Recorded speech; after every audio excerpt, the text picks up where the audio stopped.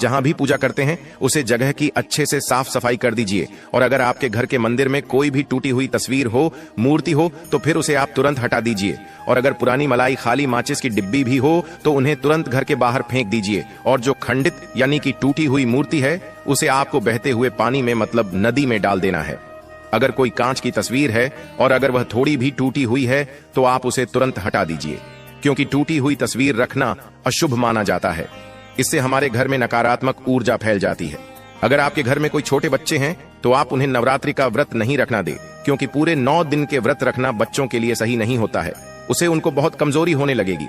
अगर आपके घर में टूटी हुई तस्वीर है तो या तो आप उसे नदी में डाल दीजिए या फिर आप उसका कांच है उसे बदलवा सकते हैं, लेकिन टूटी तस्वीर आपको भूल कर भी नहीं रखनी है। अगर आप टूटी हुई तस्वीर की पूजा करते हैं तो आपको उसे पूजा का फल कभी भी प्राप्त नहीं होगा, क्योंकि नवरात्रि के जो 9 दिन होते हैं वह बहुत ही ज्यादा शुभ और पवित्र माने जाते हैं। इन दिनों में हमें भगवान के मंदिर को बहुत ज्यादा साफ सुथरा रखना चाहिए।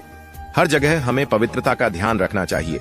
एक बात का आपके शरीर ध्यान रखें, नवरात्रि में तामसिक भोजन कभी भी ना करें और ना ही मांस, मदिरा आदि का सेवन करें। हो सके तो आप नवरात्रि में प्याज, लहसुन का भी सेवन न करें। अगर आप इसका सेवन करते हैं तो माता रानी आपसे नाराज हो सकती है।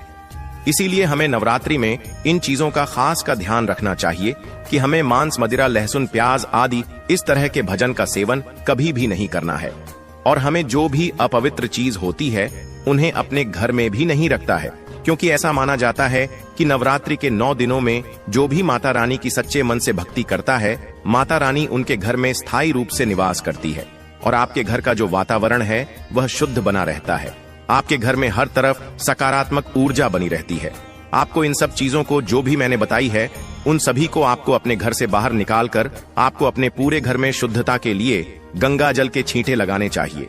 अगर आपके घर में गंगा जल नहीं है तो आप गोमूत्र का छिड़काव भी अपने घर में कर सकते हैं, क्योंकि गंगा जल या गोमूत्र का छिड़काव करने से आपके घर का जो वातावरण है वह शुद्ध हो जाएगा और आपके घर में जो भी नकारात्मक शक्ति होगी वह घर से बाहर चली जाएगी। हर तरफ सकारात्मक ऊर्जा होगी और आपके घर का जो वातावरण है सब तरफ पवित्र और शुद्ध होगा। हम किसी भी शुभ कार्य को करते हैं तो उससे पहले हमें गंगा जल का छिड़काव जरूर करना चाहिए। अगर आप चाहते हैं कि माता रानी नवरात्रि में आपके घर पर जरूर आए तो इसके लिए आप अपने घर का मुख्य द्वार है उसे हमेशा सजा कर रखिए। खासकर नवरात्रि में आप उसे फूलों से सजाया। माता रानी आपके घर पर जरूर आएगी और आप पर विशेष कृपा बनाए रखेगी। अब आप जब भी नवरात्रि शुरू होने पर पूजा शुरू करें तो सबसे पहले आपको एक लाल कपड़ा लेना है और उसे बढ़ा देना है। एक बात का विशेष ध्यान रखें कि आपको काला कपड़ा बिल्कुल भी नहीं बिछाना है और कपड़ा है वह पूरा होना चाहिए, कहीं से भी कटा